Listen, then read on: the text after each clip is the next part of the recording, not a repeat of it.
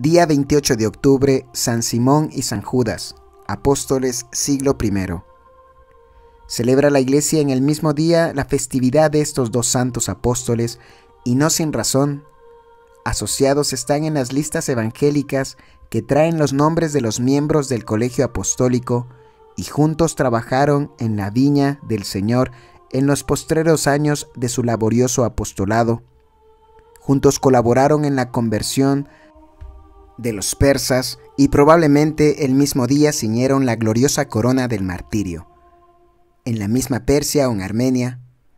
Muy natural parece, pues, que tampoco la Iglesia los separe de su liturgia y que ofrezca a ambos el culto correspondiente en el aniversario de su nacimiento para el cielo. Los fieles gustan de invocarlos por separado debido a diferentes motivos y circunstancias, por cuanto a la devoción de los fieles ha asignado en el correr de los siglos un poder especial de intercesión a cada uno. Poquísimas noticias hallamos en el Evangelio y en los Hechos de los Apóstoles referentes a nuestros dos santos, y a ellas hemos de atenernos a lo largo de esta biografía. Examinando la lista que de los 12 apóstoles traen los evangelistas, San Mateo en el capítulo 10 y San Marcos en el capítulo 3, observaremos que el nombre del apóstol Simón va acompañado en el texto de la Vulgata del sobrenombre de cananeo, en griego cananites. Según San Jerónimo y otros exégetas de los primeros siglos, dicho epíteto de cananeo vendría a significar que Simón era oriundo de Caná de Galilea, pero no parece admisible porque ese adjetivo tiene igual significado que la voz aramea cuanana, de la que se deriva y que significa inflamado de celo o celador. San Lucas lo entendió perfectamente por dos veces en su Evangelio en el capítulo 6 y en los Hechos de los Apóstoles en el capítulo 1, le llama Simón celote, celoso, y no Simón el celotes, si bien tiene esta palabra en hebreo ambos significados, Simón el celoso o el celador. Es pues, según el Evangelio, el verdadero nombre de este santo apóstol. El calificativo de celotes debe entenderse en el sentido de celo ardentísimo en pro de la causa de Dios, y no como sinónimo de afiliado a la secta de los celotes, apasionados por un celo feroz y desmedido en pro de la independencia absoluta de Israel. El Evangelio junta el nombre de Simón con el de Judas, a quien San Mateo y San Marcos llaman Tadeo, esto es, hombre intrépido y animoso. Opinan algunos exégetas que el apóstol Simón es aquel de quien hace referencia San Mateo cuando dice en su capítulo 13, ¿no son sus parientes de Jesús, Santiago, José, Simón y Judas? En este caso sería primo de nuestro Señor y hermano de Santiago el Menor y de San Judas. Tal parentesco nos parece sin embargo dudoso. San Simón es de los 12 del que menos sabemos. Se dice que compuso el 10º artículo del símbolo de los apóstoles, creo en el perdón de los pecados. No podemos afirmar con absoluta certidumbre cuál fue su campo de apostolado. Según la tradición que el breviario romano acoge, predicó en Egipto y en Cirene, y más tarde asociado a San Judas en Mesopotamia y en Persia, donde según hemos dicho, conquistó la corona de mártir. Autores hay que lo presentan embarcándose en uno de los puertos africanos para la Gran Bretaña, antes de pasar al Asia, mas para los volandistas es pura leyenda tal evangelización. San Judas, primo del Señor. Se conoce a este santo apóstol con varios nombres. El de Judas es el verdadero, para distinguirlo de su homónimo el traidor. San Lucas lo nombra de esta manera, Judas, hermano de Santiago, y San Juan de esta otra, Judas, no el Iscariote. San Mateo y San Marcos no lo conocen más que por el de Tadeo, y en muchos manuscritos griegos se lee Leveo, llamado Tadeo. A lo que parece, Leveo estaría en el original de San Mateo. Estos dos sobrenombres vienen a ser sinónimos en lengua hebrea, y dicen tanto como hombre sabio y generoso. Con esto se ve a las claras que los evangelistas quisieron evitar que hubiese confusión entre este santo apóstol y el prevaricador, Judas Iscariote. Por esta causa añadieron un determinativo al nombre que llevaba al entrar en el colegio apostólico. Si hemos de dar crédito a las actas de Tadeo, obra apócrifa de los primeros siglos, el nombre de Tadeo le fue dado por el santo precursor cuando le bautizó. Según una obra griega del siglo V, San Judas es uno de los 72 discípulos llamados Tadeo o Adai. Sea de ello lo que fuera, es cierto que este gloriosísimo apóstol era hijo de Cleofás o Alfeo, hermano del bendito patriarca San José y de María, hermana o parienta próxima de Nuestra Señora la Madre de Dios. Hermanos suyos y primos hermanos de Jesucristo eran Santiago el Menor, primer obispo de Jerusalén, José y Simón. El Evangelio de San Mateo los llama hermanos del Señor, pero hay que saber que entre los hebreos tiene esta palabra un significado muy amplio y puede referirse a grados de parentesco bastante lejanos. Lo cierto es que San Judas y Santiago el Menor eran parientes lejanos del Salvador y descendientes de la real familia de David. Durante la persecución de Domiciano se hicieron pesquisas para hallar a los descendientes de San Judas, porque pertenecían a la familia del Cristo o ungido. Así lo consignan los historiadores Eusebio y Hegesipo. Por último los dejaron en paz, pues aunque descendiesen de sangre real, no los consideraron peligrosos para el Imperio Romano. Antes de seguir a Cristo, era San Judas un honrado labriego, según se lee en un escrito de los siglos IV o V, intitulado Constituciones Apostólicas. Que no haya nadie ocioso entre los fieles, dice, que si alguno no quiere trabajar, que no coma. Pedro y demás apóstoles fueron pescadores. Judas, hermano de Santiago, fue agricultor. Estaba casado y tuvo 2 hijos. De sus descendientes trata Hegesipo, historiador de mediados del siglo II. En pos del Maestro, última cena del Señor. En ningún pasaje de los evangelios hallamos cuándo y cómo fue llamado San Judas al apostolado, y lo mismo podemos decir de sus hermanos. Este silencio ha sido interpretado por algunos autores de la siguiente manera: los escritores sagrados creyeron ocioso hablar de lo que todos sabían, porque era muy natural que las frecuentes relaciones de los hijos de Cleofás con Jesús, desde mucho tiempo sostenidas, hiciesen de ellos los primeros discípulos del Salvador. Los evangelistas San Mateo y San Marcos dan a San Judas el 10º lugar entre los miembros del Sacro Colegio y le nombran antes que a Simón. San Lucas, por el contrario, le asigna el penúltimo lugar y lo menciona antes del prevaricador.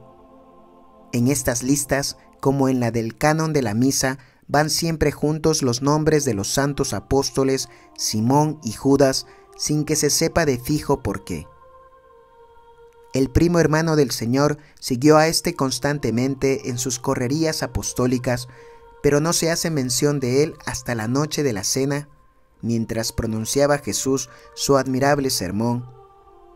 Entremos en el cenáculo y oigamos al Divino Maestro. Acaba de prometer a sus discípulos su propia asistencia y presencia, juntamente con la del Padre y la del Espíritu Santo.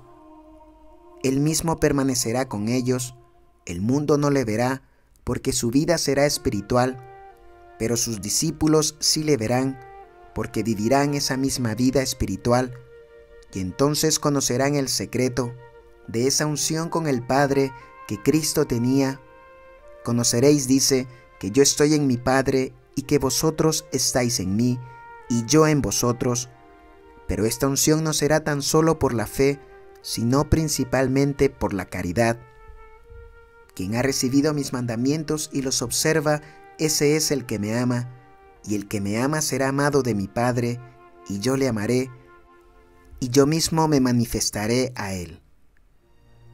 Aun cuando Jesús era muy claro en sus exposiciones, tropezaban éstas con la natural rudeza de sus discípulos, acostumbrados por otra parte al criterio tradicional del pueblo.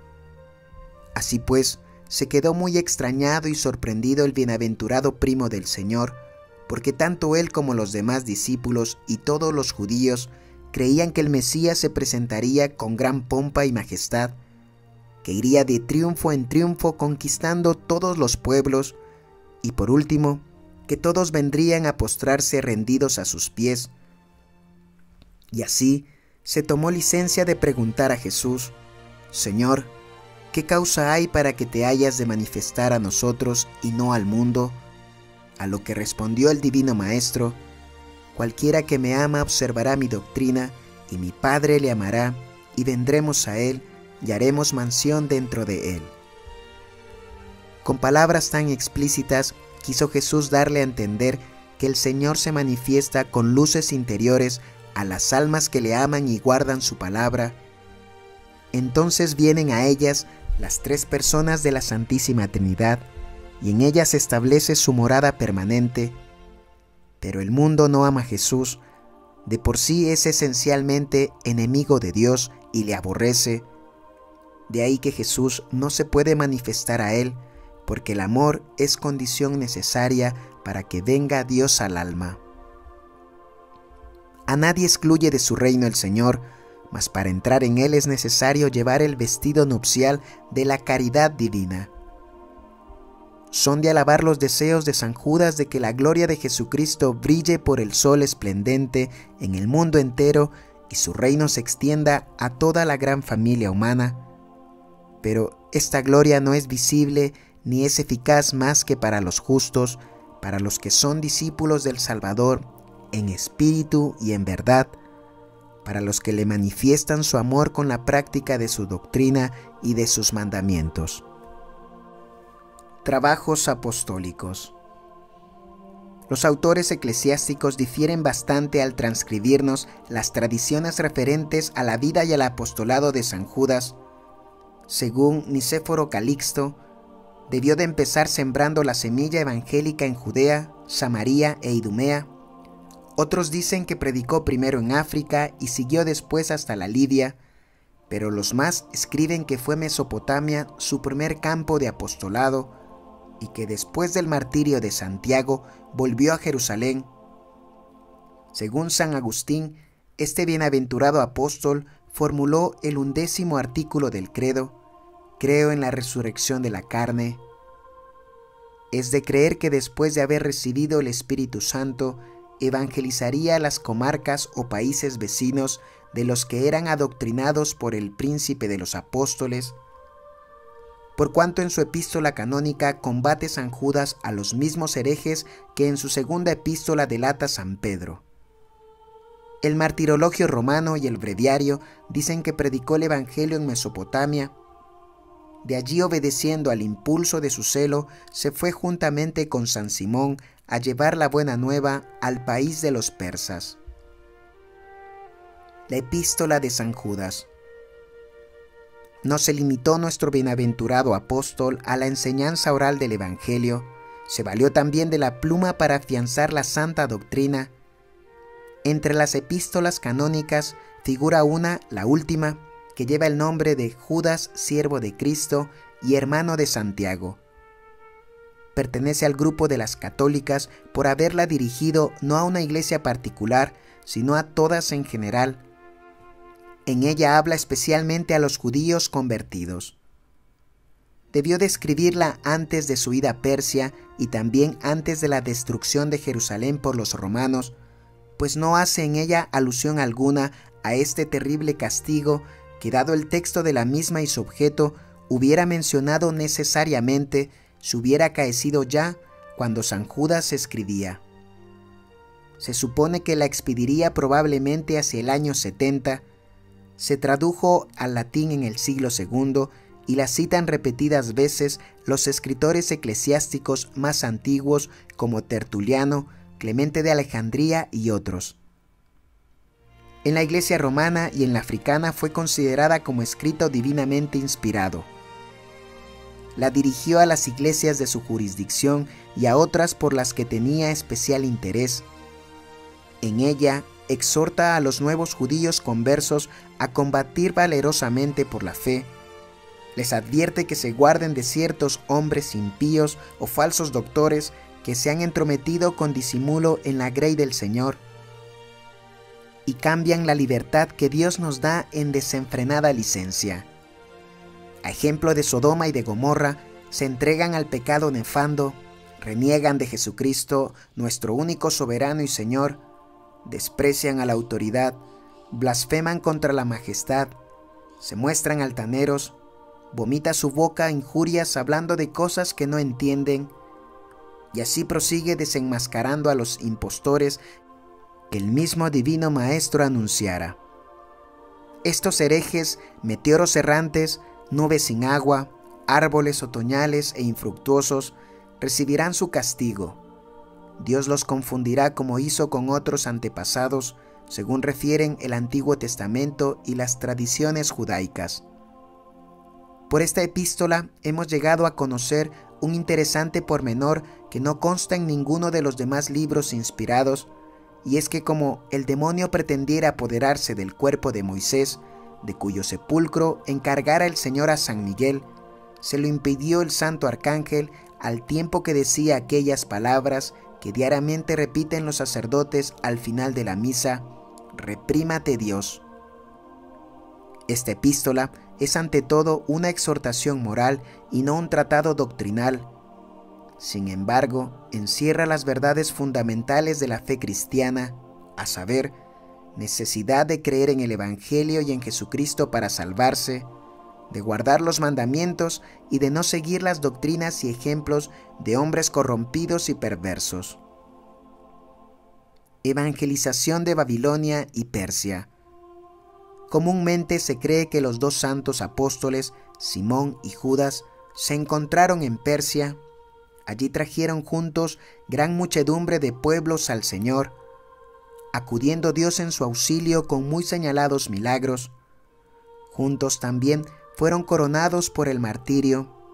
De su apostolado y de su muerte se leen detalles más o menos auténticos en un escrito del siglo VI, intitulado Historias Apostólicas, que viene a ser una recopilación de leyendas referentes a los apóstoles. Algunas tienen sabor antiguo y, aunque apócrifas, no dejan de contener cosas verdaderas. La leyenda de San Simón y de San Judas habla de un tal Abdías, hebreo y compañero de los dos apóstoles, a quien estos consagraron obispo de Babilonia y que luego escribió los prodigiosos trabajos que realizaron los dos santos en el reino de Persia. Según el falso Abdías, los misioneros evangélicos entraron en Persia cuando Baradak, general de los ejércitos babilónicos, salía en guerra contra los indios invasores.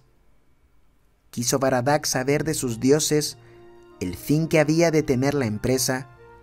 Consultó al efecto a los sacerdotes paganos, adivinos y magos que le acompañaban, mas fue en vano, porque luego que llegaron al campamento persa, los santos apóstoles enmudecieron los demonios que antes daban respuestas a los magos y adivinos.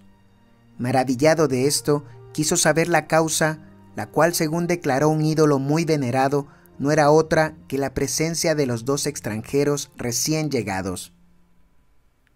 Añadió también ser tan formidable el poder de esos hombres que ningún demonio podía hablar en su presencia. Mandó Baradak traer a los santos apóstoles, pero se convenció de que eran hombres de bien. Dieron estos licencia a los demonios para que respondiesen, y por boca de sus ministros aseguraron que la guerra sería larga y sangrienta. Dijeron entonces los santos a Baradak: «No tienes por qué temer, porque todo esto es pura mentira. Mañana, a hora de tercia, vendrán embajadores de los indios a pedirte paz y ponerse en tus manos, y harán cuanto quisieres». Se cumplió puntualmente la predicción de los discípulos de Cristo, y Baradak quiso matar a los sacerdotes paganos, mas nuestros bienaventurados intercedieron por ellos diciendo: «No hemos venido a este reino a quitar la vida a nadie, sino a darla a muchos». Impresionaron grandemente a Baradak y al rey tales sucesos, y a consecuencia de lo cual recibieron los misioneros del Evangelio entera libertad para predicar y organizar la religión cristiana en Babilonia. Con su predicación, vida ejemplarísima y grandes milagros, entre otros, el de volver mansos como corderos a 2 tigres ferocísimos, obtuvieron innumerables conversiones. El propio rey, toda la corte y Baradak recibieron también el bautismo. Ya organizada la iglesia en la ciudad de Babilonia, anduvieron predicando por las ciudades principales de Persia, donde con grandes trabajos y no pocas penalidades y privaciones, ganaron para Dios a muchísimas almas. Mas acercábaseles la hora de ir a recibir el premio prometido por el Divino Maestro a los siervos buenos, a los testigos fieles de su misión divina. Martirio de los 2 apóstoles. Si hemos de dar fe a las actas apócrifas ya mencionadas, su martirio se verificó de la siguiente manera. Llegado que hubieron a la ciudad de Suanir, 2 magos sacerdotes del sol y de la luna amotinaron al populacho contra ellos con engaños y calumnias, y casi arrastrando llevaron a Simón al templo del sol y a Judas Tadeo al de la luna para que adorasen a los ídolos. Ellos se negaron, como no podía menos de suceder. Hicieron oración y para probar a los idólatras que Jesucristo era el único verdadero Dios, mandaron a los demonios que saliesen de las estatuas y del templo. Al punto sobrevino un terremoto, cayeron los ídolos y se hicieron añicos. Fue tan grande la hazaña que recibieron de esto los sacerdotes y el populacho, que arremetieron contra los santos con ímpetu y furor, y los despedazaron.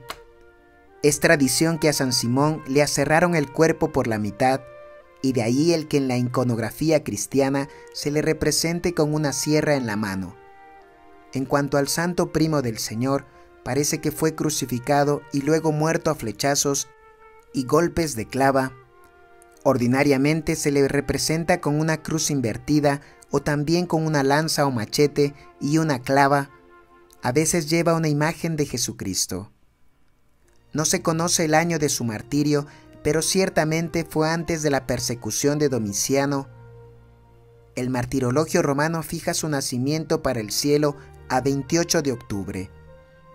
Cuenta la historia de Abdías, primer obispo de Babilonia, que el rey de esta ciudad, que era cristiano, en sabiendo la muerte de los santos apóstoles, hizo llevar sus sagrados cuerpos a la capital y les edificó un suntuoso templo, donde estuvieron hasta que fueron trasladados a Roma, probablemente cuando los maometanos conquistaron a Persia. Hoy día se veneran en la Basílica de San Pedro. San Judas Tadeo es patrono de Magdeburgo y de otras localidades.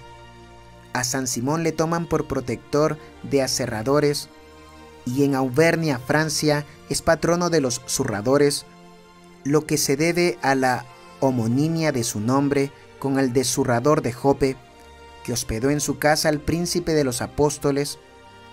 A San Judas se le invoca sobre todo en casos urgentes y desesperados, patrocinio extraño del que se ha dado muchas y encontradas explicaciones. Una de las más aceptables es la oportunidad inesperada con que él y su compañero sacaron de crítica situación al ejército de Baradak. El oficio de estos apóstoles, como el de los demás, figura en los antiguos sacramentarios. Si solo uno de los 2 es titular de iglesia, se festeja a los 2 separadamente.